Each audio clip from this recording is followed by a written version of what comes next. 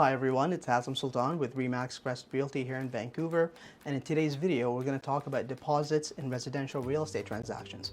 So we get a lot of questions, especially from first-time home buyers, about deposits. So one of those common questions is what is a deposit and how much is it typically? So essentially a deposit payment it forms part of the purchase price, so it is part of your down payment. And in terms of how much it is, well, there's no sort of a required amount that you have to put as a deposit, but what is essentially an expectation of the industry is about 5%. So let's say we are dealing with $1 million purchase price, then you would be expected to pay a $50,000 deposit.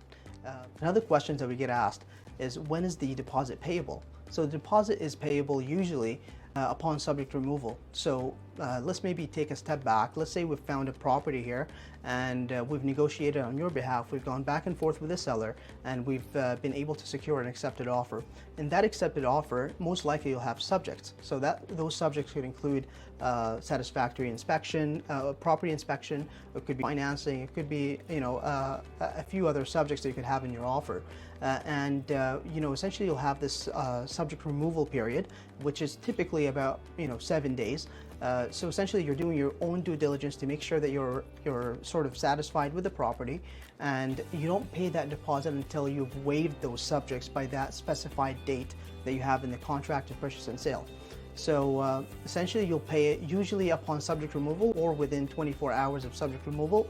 Again, that depends on how it's worded in your contract. In terms of who you pay it to, so you don't pay it to the seller directly. What you do is you actually pay it to your essentially to your brokerage, so to the buyer's agent's brokerage trust account. So it is held in trust.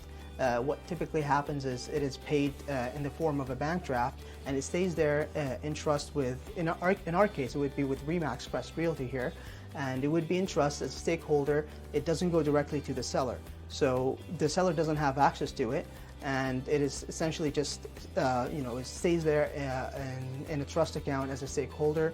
It is to be paid out to the lawyer for conveyance of the property.